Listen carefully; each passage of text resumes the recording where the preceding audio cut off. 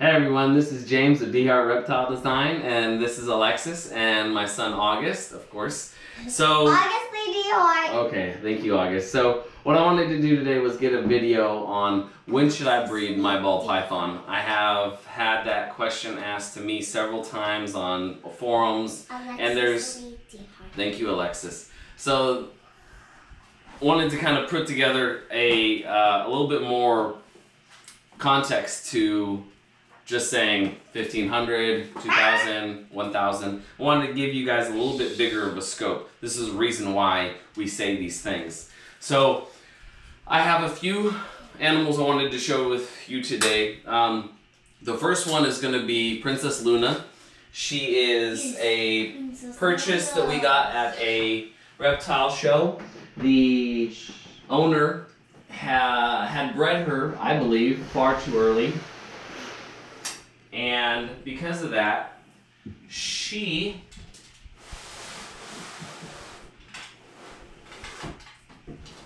took a full season to, she took a full season to actually come back up to a reasonable weight. This is Princess Luna. When we first got her, she was 800 grams.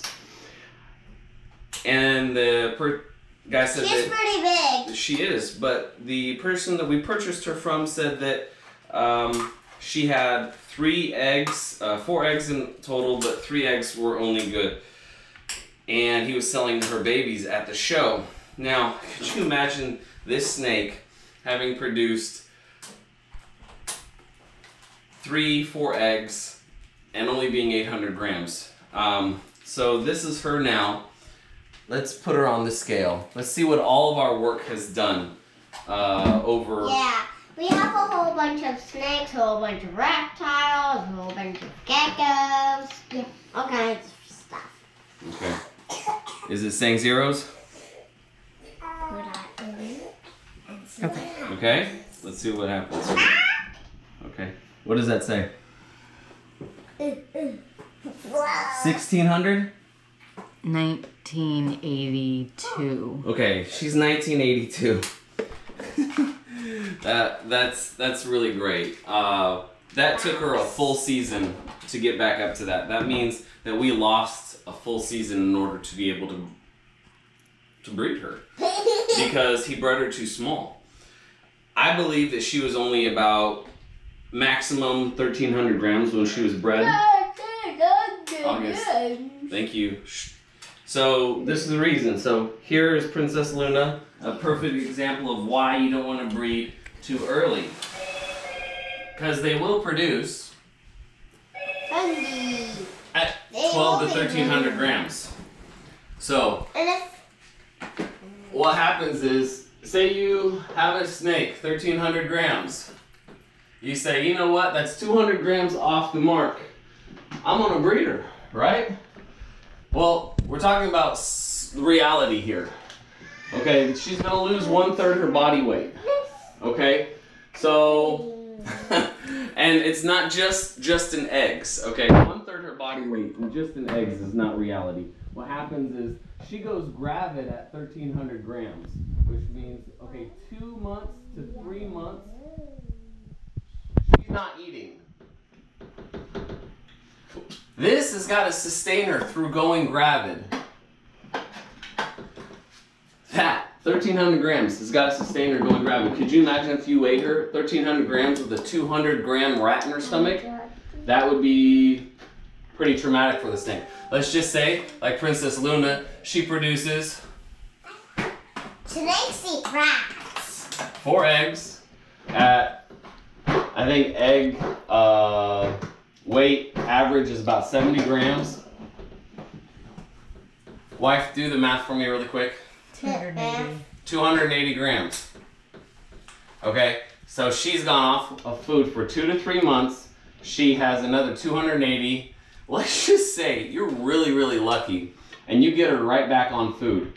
I bet you the maximum your snake is gonna weigh is 900 grams. That's the maximum. And what you got 4 eggs, and she only produced 3 good eggs?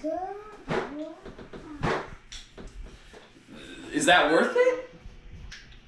900 grams. So we took Princess Luna. She was only 800 grams when we got her at the show. We took her at 800 grams. It took all year. You're talking about 12 months to get her up to 1900 grams. Now, let's just say we decided to breed her this year, which we will. She's 1900 grams. She goes off of food for 2 months. But still, I mean, she's not 1900 grams with a big fat rat in her stomach. In fact, she didn't even eat last week. She's completely empty, 1900 grams. So she goes off of food for 2 months, and she's going to produce 1/3 her body weight in eggs. I promise you, she's going to be producing about 7 eggs, weighing that much. So let's do 7 eggs at 70 grams a piece. What is that, babe? 490. 490. Okay, we take 490 away from 1900, which is going to be About 1400. 1400 grams. And let's just say another few hundred grams less. Let's just say 1200 grams. She's just terrible, you know, hasn't eaten for, let's just say 3 months. And she's at 1200 grams. Well, she has the maturity, the body size, and the length to actually build from 1200 grams. The difference between this and this, a lot of people think, well, 800 grams to 1200 grams, that's only 400 grams. You know, we can make that up in a few meals. The difference is maturity. What you're waiting is for the maturity, for the size, for the maturity, for the weight. So we're going to be able to get her at 1200 grams. I promise you she's going to feed better. She's going to be able to come back, and guess what? We got 7 good eggs. 7 good eggs versus what? 3 good eggs? I'm sorry, if it was my pet and we were doing this, I want to make sure that my snakes are a minimum of 15 through 1600 grams empty. So, let me show you what a real snake looks like. We'll go back on this. Let me show you that Princess Luna is probably where D-Heart Reptile Design actually starts our breeding. Okay? Let me show you. Let me show you where we prefer our animals. Okay? Actually, last year, Applejack, she produced for us when she was this size. Tell me, how much does that snake weigh? 3113. 3,100 grams. That's a safe bet right there. Not only that, but whenever this girl finally goes to pushing those snakes' eggs out, that takes a lot of effort. She will not have eaten for 2 months whenever she goes to push those snake eggs out. We want to make sure that she's got plenty of energy, plenty of fat stores to actually build the nutrients into that egg. When we bred Applejack last year, her clutch size was 900 grams. Her average egg size was 90 grams per egg, which means whenever you get snakes like that, they go on to be perfectly healthy, beautiful animals like this. Let me show you an offspring. And this girl is in shed. She's actually one of our smallest. She was produced from Applejack. She weighed 90 grams when she was born. 90 grams when she was born. She's 220 grams, and she's still a baby. This is good. This is what we want. What are you doing, Crocky? We're talking about just doing it responsibly, not all about the money. Okay, everybody. I know that was hard to stomach. You got a lot of background noise. My kids aren't even paying attention. Okay, so, question. Guys, I'm going to ask you a question. Yes. What if we wanted to breed not Princess. She is strictly Fluttershy here. What if we wanted to breed Fluttershy? How big would she have to be? 1,300 grams. Oh, that's close. She would have to be 1,500 grams. How big do you think she is? I think Do you think she's ready to have babies? Yeah, I think she's just 10 years old. Well, she would probably be a 10-year-old. Yes, she's definitely not ready to have babies. Let's look at how much she weighs. Maybe 10. She only weighs 1,000 grams, y'all. 1,000. And I'm sure if I started to pound these rats at her, she would probably build up to be 1,200, 1,300 grams. But if I hold her off for a whole season, I'll put another 1,000 grams on her in a year. Talking about maturity. That's what you want to get. She's my snake. Oh yes, she is. She's one of our favorites. Chop Chop Suey's in shed, buddy. Suey. I know. Oh, he just shed out, actually. He is all done shedding. You want to hold him? Yeah. I want to. This is one of our male snakes. He will be going to Princess Luna this year. We're going to try to create some abyss. That is a... Watch out, Lexi. You don't get your face so close. I know they're sweet. I know. But we're looking to get... Yeah, bamboo. So we're looking to get some abyss this year. So that's what we're going to go with him. But that's August snake. All right. Anyway, let's pan around. Let's take a look at the room here. This is Sweetheart Reptile Design. We're in our new room. And so we have the crested geckos over here. I'm in a new room today. All right. August, you got that snake? Got it. Let's just pop this sucker open. It's too hard for me. Okay. This is one of the babies. That's what we're creating this year. Look how beautiful. That's a tricolor, harlequin. I would say some partial pinstriping. So that's what we're creating this year.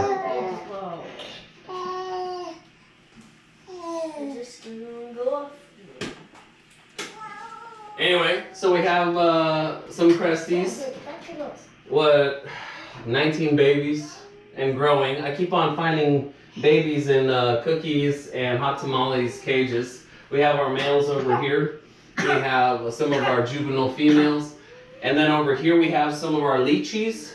We have a full-size female in this one. She's gorgeous. She's a Nuemi Noana cross. We have a Grand Terre. He is a baby, probably about the size of a silver dollar. He's actually gotten twice the size as when we first got him. And then we also have another female. She is about a year old, and she's a she's a Anna. I think she's just an Anna. Anyway, so that's some of our cresties there. We have some of our plants. All of our enclosures are actually bioactive, so we really enjoy the plants. We love coming in here and seeing all these beautiful lights and plants. No, August, he wants to stay on. And you could see those guys really love hiding. I mean, if I could pull one out for you, let me see if I can pull this one out for you guys, because this one is definitely beautiful. We have that full spectrum lighting in there for them. That's a great way for the plants to get their nutrients. And oh, look at, she's all the way in the back. Wait. Yeah, the great way for the plants to get their nutrients. And can you see her? I think so. Wait, what's this? Oh, I'll pull her off the log. I'll just pull the log out. You can see her a lot better with. Lexi. I'll pull out the log. Can you get? This is her. She's all fired down right now. She's a sweetie. I don't have any problems with her.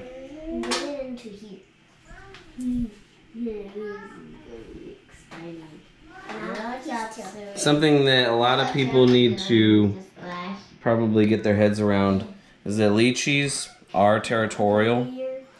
The more you handle them, the better they get, though. Oh, all right, hold on. So this is the beautiful girl. She's got a really long nose. Help me. You don't need help? You're looking good, bud. She's got a really long nose. Our Anna Amy cross. No, he's not. He's great. Our Anna Amy cross has a real short nose. So these are some of the little kiddos that we got going on right now. Having a good time. I'll put her back in her cage.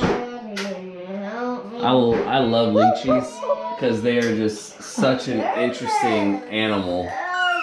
You know, I've never really had an animal like a lychee. They're so big and just an impressive animal. So we have some of those. If I could pull out the big female, I would. But anyway, let's wrap it up. Oh, okay. Let me grab Chop Suey. All right, this is Chop Suey, and I'm gonna put him back. But our little beautiful Bamboo. As far as a single gene, you can't go wrong with a Bamboo. I would say the only other one that is as striking as this would be a Spider, but not that we have anything against spiders, we just don't breed them here. Anyway, so this is James with D-Heart Reptile Design. This is Alexis, and this is August. You guys look up at the camera and say hello and goodbye. Bye-bye. Go on there, like and subscribe, and tell us how we're doing. Thank you.